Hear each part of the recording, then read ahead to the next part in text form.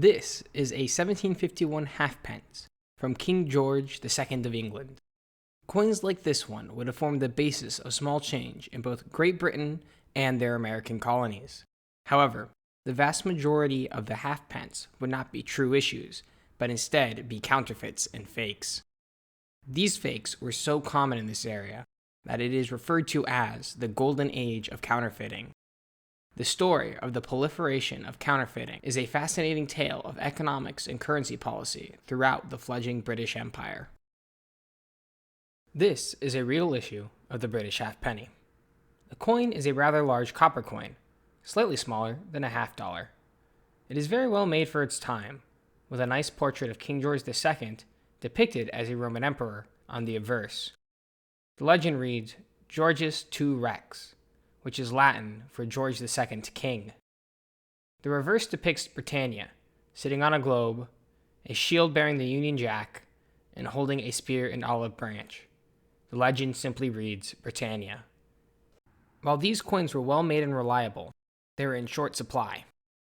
Britain had had intermittent currency shortages for the better part of the last century.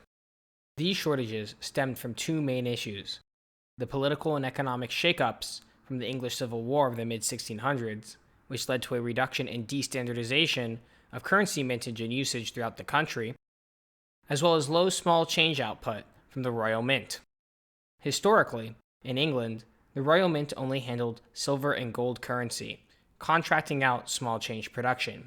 However, following quality issues with small change producers throughout the 1600s, the Royal Mint took over small change production under King George I. Initially, these coins met with success, circulating widely. However, due to an increase in copper prices, leading to the manufacture of regal copper coins to become unprofitable, the Royal Mint stopped mintage in 1724. This resulted in an almost immediate shortage of small change, a shortage counterfeiters both worsened and relieved by melting down regal issues and using the copper to make larger amounts of light cast copies. These fakes, made from recycled metal from the regal issues, quickly flooded the market and remained a constant nuisance for the rest of the 18th century. The laws put in place to stop counterfeiting were lenient to those counterfeiting copper coins, threatening only a maximum of 2 years in prison instead of the usual lengthy jail sentence or death for counterfeiting silver or gold coins.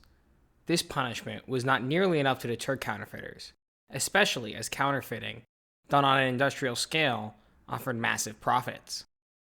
It took a while for the counterfeiting mills to get up and running, but by the 1740s, the coinage of George II was the first to experience industrial-scale counterfeiting. This led to widespread proliferation and acceptance of the counterfeits. Counterfeiting became a whole industry, with many companies with metal pressing or casting machinery, such as button makers, making counterfeits on the side for a little extra cash. While the industrial counterfeiting was focused in England, the counterfeits were produced in smaller scales and also especially common in the colonies, which had far more acute currency shortages than the British Isles. These early counterfeits were exceptionally crude, with most being cast copies, resulting in a rough bubbly surface and gummy features. This example is common for counterfeits. The coin looks very worn, but closer examination of the surface, which is bubbly and pitted even in areas that show no wear, show that it is doubtful that there was ever more detail than is currently present. This was a common tactic of the counterfeiters, as worn coins were simultaneously easier to imitate and gave the coin the impression of having circulated, and thus been accepted. Counterfeiters are believed to have backdated their coins for similar reasons. The details on the obverse broadly follow that of the regal issue, though there is a casting error just off the king's forehead. In addition, the legend is missing, except for the 2 and Rex, both of which are so gummy they are barely legible. The reverse is similar.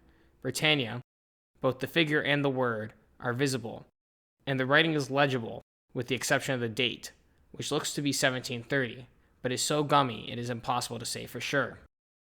The coin is extremely small and underweight as well. As you can see here, it is a fraction of the size of the regal issue.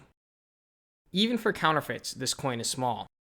You can see here 2 additional counterfeits found by a metal detectorist in Virginia. Little detail on them remains, with Britannia being the only thing visible. While they are in rough shape from circulating and being in the ground, they are both larger than the cast fake, though smaller than the regal issue. By the 1750s, the public became more wary of cast coins, and the counterfeiters got more sophisticated and began producing struck issues. While these coins tended to have sharper details, the engraving on them were crude, giving the king and Britannia a monkey-like appearance. Due to this, these coins are often referred to as simians. This coin exemplifies this, with the king having a very gorilla-like appearance. Though the legend is actually readable on this coin, a stark difference from what the cast counterfeit offered. The reverse on this coin is a bit worn, so unfortunately we do not get a good look at Britannia's features, though you can see her hands and arms are not quite proportioned properly. This simian is about the same size as the other counterfeits, though is slightly heavier than the extremely light cast example. For the majority of the 18th century, the British government tried and failed to stop the manufacture of counterfeit coppers. Due to the low penalties, the law had little ability to stop the manufacture of counterfeit coins. Thus, the government tried to relieve the small change shortage as a way to drive the counterfeiters out of circulation. There were attempts to mint a larger number of regal issues. However, these largely failed, as counterfeiters would often round up and melt down as many regal issues as they could get their hands on, and make an even larger number of fakes. Thus, counterfeits remained common small change coins in circulation for most of the 18th century. Eventually, the counterfeiting laws were revised, and harsher punishments were enacted, though this would not happen until the reign of George III sometime later. Even after this, unofficial coins, called evasion tokens, which narrowly skirted the new counterfeiting law, remained incredibly common up until the early 1800s, when the currency issue was finally settled in Great Britain once and for all. Following the American Revolution, the colonies that rebelled gained the ability to have greater control over their currency policies. Thus, they were free to resolve the currency shortage any way they saw fit. For the period immediately following the Revolution, this was done via each state producing their own small change currency. This resulted in its own problems. However, that is a story for another day. I hope you enjoyed this look at counterfeit King George II coins and an introduction to the golden age of counterfeiting. Counterfeits are a fascinating and underappreciated facet of colonial monetary history, and a blind spot in most numismatists' collections. These coins would have most likely been the ones colonists interacted with the most, and would have been used in most daily transactions.